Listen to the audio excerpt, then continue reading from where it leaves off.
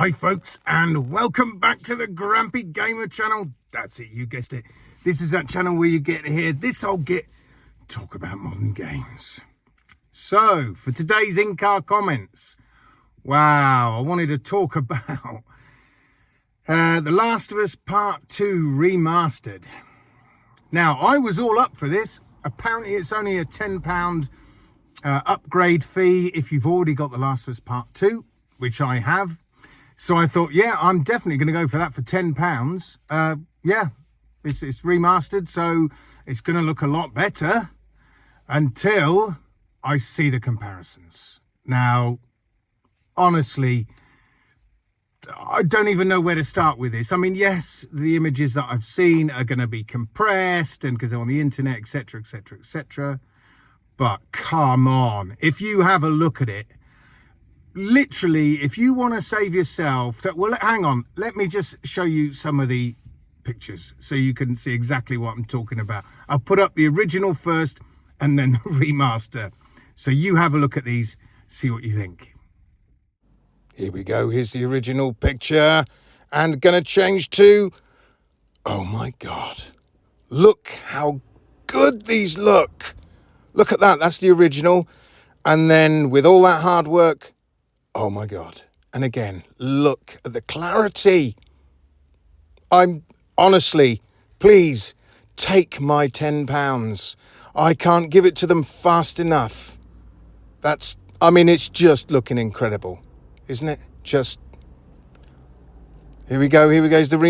Look at that. Look at that. Here we go. Last one now, look. Yeah. And then here we go, remastered. Blown away, folks.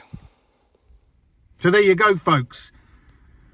Hardly any difference whatsoever. And as far as I can see, if you want to save yourself £10 on the upgrade fee, just play the standard PS4 version in your PS5 and lower your brightness down. And then you've got the remastered version. I mean, that's pretty much it. There's not a lot else to it.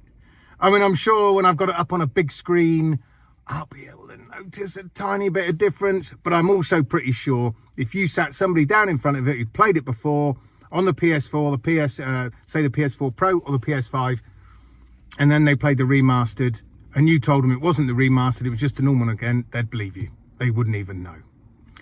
So, yeah, is it worth the £10? At this point, I'd say definitely not. To me, you're just going to be throwing £10 away. Now, I did hear there was some other sort of content that's going to be in it. That's a rumour I've heard. Now, if that's the case, depending on what it is, of course, then it might be worth the £10. I mean, I might, just out of curiosity, throw £10 down the toilet and have a look. I mean, I love The Last of Us. The Last of Us Part 1 was got to be my most favourite game of all time. I absolutely loved The Last of Us. When it came out on the PS3, I played it. And this was back. I played it when, in that year, we had a really, really hot summer. And I was about 2/3 of the way through The Last of Us. I got to the bit with Tommy in the big warehouse and it's snowy. And I got to that bit. I think it's a big dam, I think, if I remember rightly. Anyway, I got to that bit and my PS3 every night was just constantly, the fan was on constant and it was starting to overheat. And then all of a sudden, bam, it shut down while I was in the middle of playing. Turned it back on again, played for about 5 seconds, shut down again. Turn it on, shut down again. In the end, it wouldn't even turn on. So I'm like 2/3 of the way through The Last of Us. So what did I do? I quickly rushed out down, and I had the old George Foreman grill. PS3 at the time, so I rushed straight down to my local Sainsbury's. They had the PS5 Super Slim or whatever, the PS3 Slim or Super Slim, the one with the sliding drawer. So I picked that up, it was about 150 quid, went back home, but me being stupid back at that time, I didn't know how to transfer data or whatever. I don't think I had game saves in the cloud, or I really don't. So what did I do? I started the game all over again. But did I mind? Not at all. I absolutely loved that game and I was gutted when it was finished.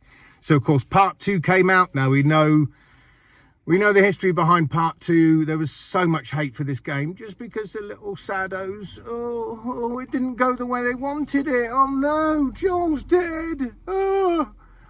Death threats to the developers and everything. It was ludicrous. So I actually loved The Last of Us Part 2.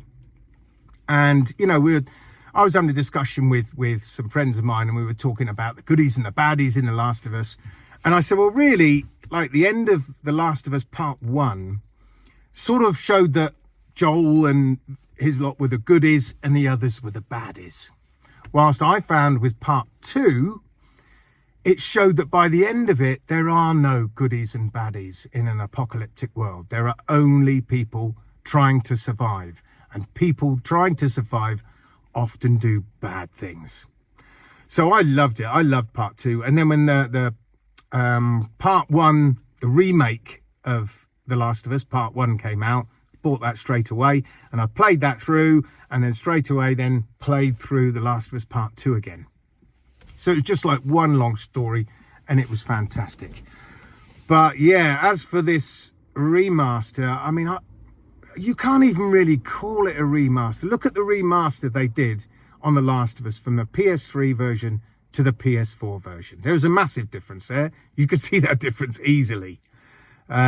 With this one, I mean, crikey, even with my best glasses on, I hardly noticed a difference other than, like I say, the brightness. Looks like they've got a slightly different filter or something on it. So like I say, if you want to save yourself the £10 of the remaster, just turn your brightness down a bit and voila, you will have the remastered version. So there you go. What do you think about this, folks? This remaster of The Last of Us? Are you going to get it? Are you going to pick it up? Are you going to throw £10 down the toilet? Or are you going to say, no, I'm not doing that whatsoever. They're not having my money. Let me know in the comments what you think. Now, before I go, a couple of games coming up that I'm really looking forward to. I mean, we've got so many games still to come out this year. Fingers crossed if they do. But we've got on the 7th of December, we've got Arizona Sunshine 2. I'm really looking forward to this game. Zombie killing is right up my street. I love my zombie killing games. So there's that coming out on the 7th. And then on the 12th, I think it is, we've got Vertigo 2. Now, that's the digital release. And I think the physical release on disc is coming out early February. Now, I did actually put a pre-order in because it was supposed to be coming out, the physical release, in November, I think. And then it obviously got pushed back. So I don't think I can get the two at the same time. I've got too many games at the minute that I'm just not even playing. I haven't even touched them. I bought them, I paid for them like in the sale, but I haven't even touched them. So I still got loads of games to play. But I think I'm going to pick up Arizona Sunshine 2 as long as the reviews are good. Apparently it's about a 15-hour campaign, which is great. About the same sort of length as Saints and Sinners, Walking Dead Saints and Sinners. So as long as the reviews are good, I'll definitely be picking this one up. And then probably Vertigo 2, I'll still wait for the physical release if it's a good game.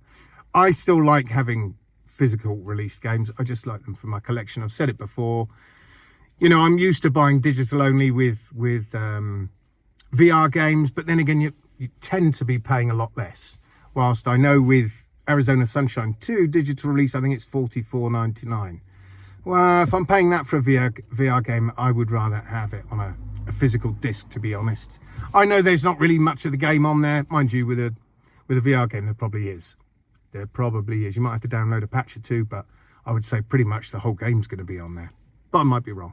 Anyway, so yeah, like I say, when games are super cheap, like I see games on the store. There was Stellaris. I said the other day about Stellaris was only £10. Stellaris Go Signal, £10 on the store. Don't mind paying that sort of money, £10, £20 for a digital game. That's fine, because if I only get a bit of time with it, it keeps me entertained for a few days, whatever, then I don't play it again. That's fine. That's no problem. Let's face it, you can't go out for an evening's entertainment with 10 or 20 quid, can you? You're not going to get very far.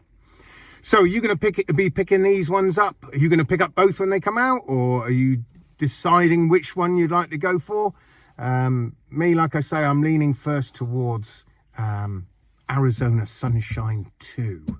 So let me know what you think about those games, folks, if you're excited for them coming up. And if there's any others, I'm sure there's some other games coming out before the end of the year, but my old brain can't remember them all. But let me know what other games you're looking forward to for the rest of this year. Pop it down in the comments. Oh, and don't forget, on my other channel, Grampy VR Streams, I put up some footage last night of me playing, what was it? Switchback VR. Do you know what? I really like that game. I'm having a lot of fun with that one. It's a great game. So if you want to have a laugh, check out the footage on Grampy VR Streams. So until next time, folks, I shall see you guys on the other side. Adios.